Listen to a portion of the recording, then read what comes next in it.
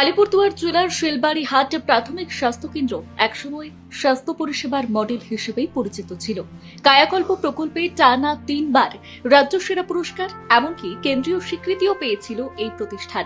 আধুনিক labour room, প্রায় 20টি শয্যা, সম্পূর্ণ শীত তাপ নিয়ন্ত্রিত পরিষেবা, এমনকি রোগীদের স্বস্তির জন্য মিউজিক প্লেয়ারের ব্যবস্থাও ছিল সেখানে।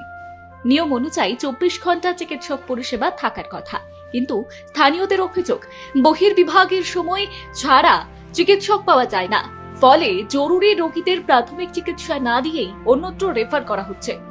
মানে কি বলবো, দুঃখের সাথে বলতে হচ্ছে আমাদের যে আমরা পলাশবাড়ির বাসিন্দা, এই অঞ্চলে পূর্ব কাঁঠালবাড়ি অঞ্চল। তা এখানে যে আমাদের প্রাথমিক স্বাস্থ্য কেন্দ্র আছে এটা 10 বেডের। তা তিনবার যেটা আপনি বলছেন যে কায়া প্রকল্প, সেটার একটা প্রাইজ পেয়েছে। আর আমরাও খুশি, এখানে নানা রকম সিস্টেম, যেটা আমরা বলতাম যে নার্সিংহোম ফেল, আর তার মধ্যে এখানে স্টাফও থাকতো, আমরা যখন তখন এসে সেবা পেতাম নানা রকম ভাবে।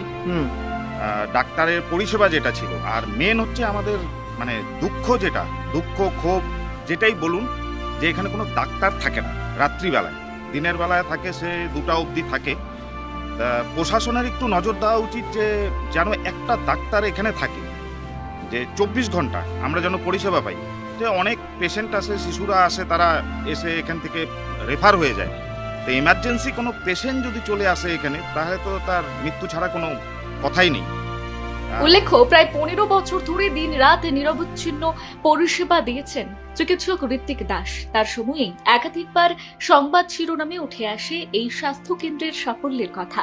এখন প্রশ্ন উঠছে, কেন আর একজন চিকিৎসকও 24 ঘন্টা দায়িত্ব নিতে পারছেন না? পূর্ব কাঁঠালবাড়ি, শালকুমার 1 এবং 2 গ্রাম পঞ্চায়েত, ফালাকাটার কালীপুর এবং শিশাগড়, এমনকি কোচবিহারের পুটিমারি এবং পাতলাখাবার বিস্তীর্ণ এলাকার মানুষ প্রাথমিক চিকিৎসার জন্য নির্ভর করেন এই স্বাস্থ্য কেন্দ্রের উপর। স্থানীয়দের কথায়, রাজ্য সেরা তকমা পাওয়া এই হাসপাতাল এখন কার্যত রেফার কেন্দ্রে পরিণত হয়েছে। আগের মতো তো এখন কিছুই নেই। এখন যেমন এই রুমটা আগে পেশেন্ট দিয়ে ভর্তি ছিল, এখন তো সেরকম পরিষেবা আর আগের মতো নেই। যেমন আগে পরিষ্কার পরিচ্ছন্ন ছিল, এখন নোংরা আবর্জনা চারপাশে দেখা যায়। ডাক্তারবাবু আসলে যদি রাতে আসি, পাওয়া যায় না, ডাক্তার থাকে না। তাহলে এখন আমরা চাই যে আগের মতো হয়ে উঠুক। প্রশ্ন একটাই, হারানো গৌরব কি ফিরবে শিলবাড়ি হাট স্বাস্থ্য কেন্দ্রে, নাকি পুরস্কারের স্মৃতি নিয়েই চলবে পরিষেবার সংকট? আলিপুরদুয়ার থেকে অরূপ দাসের রিপোর্ট, এবিএসকে নিউজ।